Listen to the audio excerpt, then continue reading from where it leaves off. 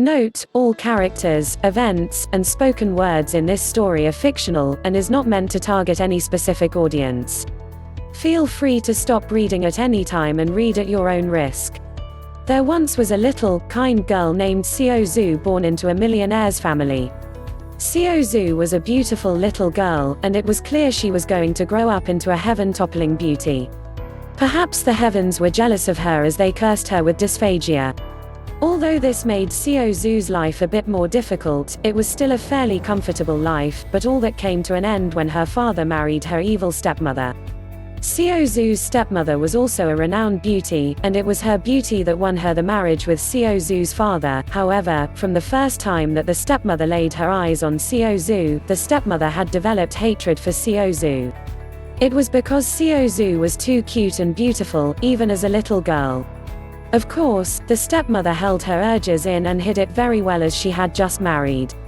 However, no matter how fortified the stepmother's barriers were, eventually it was worn away by the many gossips and praise that the servants in addition to other noble ladies had. Many claimed that Xiao Zhu would grow up to be more beautiful than her stepmother. Others claimed that only someone as beautiful as Xiao Zhu can be cursed by the heavens. Then, there were the ones who claim that Xiao Zhu is already more beautiful than her stepmother, both inside and out. Hearing these remarks, the fury and hatred that the stepmother had towards Xiao Zhu ballooned as time passed on. Even though the stepmother couldn't do anything to Xiao Zhu publicly, she secretly would make life difficult for Xiao Zhu by giving Xiao Zhu food that was hard to swallow. With Xiao Zhu's dysphagia, this made Xiao Zhu have a difficult time filling her belly during mealtimes. However, Xiao Zhu's kindness towards her servants caused them to secretly feed her even after mealtime. As Xiao Zhu was kind, she decided to not report these trifles to her busy father lest she ruined her father's relationship with her stepmother. After all, Xiao Zhu believed her stepmother won't go any further than torturing her secretly. However, Xiao Zhu was wrong. Eventually, when Xiao Zhu's father was on a business trip overseas, the evil stepmother decided to take action. Poor Xiao Zhu was only 12 years old and it was the perfect time to enjoy her growth spurt, but she was tied up by her evil stepmother's servants to be sold off to a different country as a slave. Although slavery was not allowed in most parts of the world, the parts where they are secretly allowed were not few. However, those places usually have horrible conditions. Although Xiao Zhu was kind and refused to hurt others, it doesn't mean she was not smart. Xiao Zhu knew she was in trouble when she was being shipped off. Hence she came up a plan to escape. With her charming beauty and pitiful googly eyes, Xiao Zhu charmed the guard watching over her to let her go to the restroom.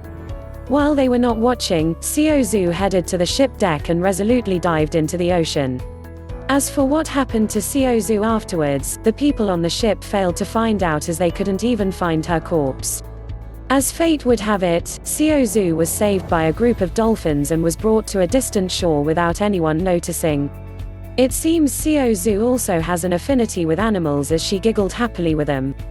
Xiao Zhu bid farewell to her new dolphin friends before heading off to the city. As a young girl, it would be difficult for Xiao Zhu to survive by herself, hence Xiao Zhu went and turned herself in at a local orphanage. When the caretaker granny at the orphanage met Xiao Zhu, she couldn't help but be charmed by her and she treated Xiao Zhu as her adopted granddaughter. Years passed as Xiao Zhu enjoyed her comfortable life at the orphanage. Not only was she treated with care and love, she also made many new friends. Besides those at the orphanage, Xiao Zhu also met the caretaker granny's blood-related grandson, Xiao Wang. Xiao Wang came to visit his granny one day, and was entranced by Xiao Zhu's beauty. From then on, Xiao Wang would frequently use the excuse of visiting his granny to come meet Xiao Zhu. With the two being nearly the same age along with the passing of time, the two became good friends. Of course, all good things must come to an end. It's a depressing fact, but it's true that nothing is eternal. The caretaker granny grew old, and eventually she passed away when Xiao Zhu was at the age of 18. Although the granny had wanted to adopt Xiao Zhu officially, she was too old and the younger generations of her family didn't want another person added to the family register, lest they fought for a part of the inheritance. Apparently, the granny came from a very rich family, and she was actually the owner of orphanage as she desired to spend the rest of her life taking care of children. Although most of the granny's assets still went to her family, the granny had clearly stated in her will to have the orphanage under Xiao. Of course, no one in the family complained as they had no care about a small orphanage nor the funds stashed away for its operations, as their values could not be compared to the vast amount of wealth they were fighting for. Hence, Xiao inherited the orphanage with no problem, solving her worries of finding a place to stay. Not only that, Xiao enjoyed working at the orphanage and taking care of children. Living with the granny for so many years, Xiao had learned to operate an orphanage and care for children. Alas, Xiao has not seen her best friend Xiao Wang ever since the granny has passed away, because Xiao Wang's family apparently forbid Xiao Wang from visiting the orphanage any longer as the granny was gone. Xiao Wang was furious deep down, but there was nothing he could do as he was still powerless in the face of his family. Hence, he made his resolve to get powerful enough so no one can bar him from seeing Xiao again. Xiao planned to live her life peacefully in this orphanage, just as the granny had.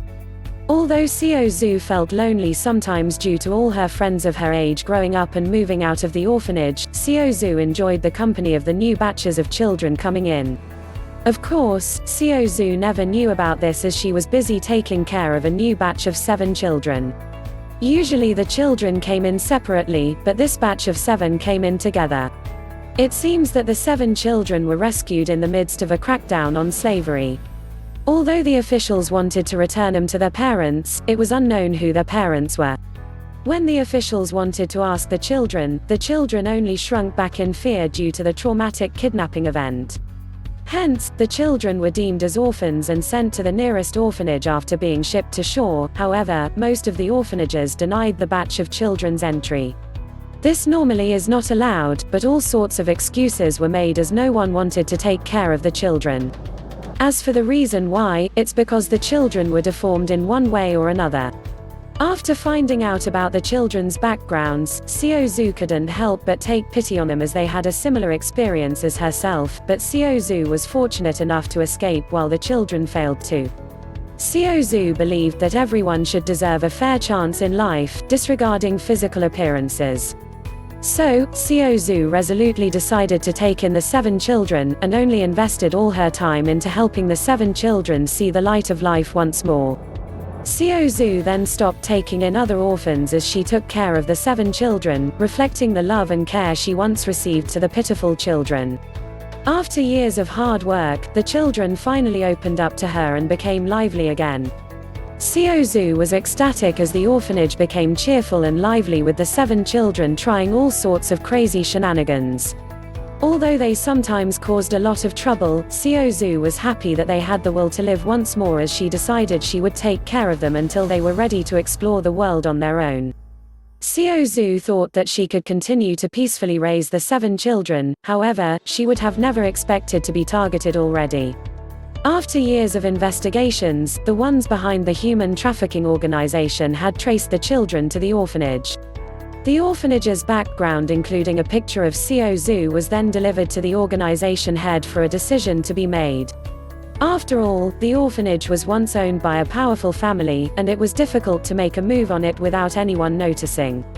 When the organization head saw the photo of Xiao, a wrathful voice resounded as a Hermes Cheval d'Orient teacup was thrown to the group, shattering the silence of the secret room. How is she still alive? No. I am the most beautiful in all this land, and no one shall be more beautiful than me. As long as she's dead, I will be the most beautiful and fairest in this land. A cackle resounded that sent shivers down the servants' spines as the evil stepmother began to scheme to cause the downfall of a heaven-toppling beauty.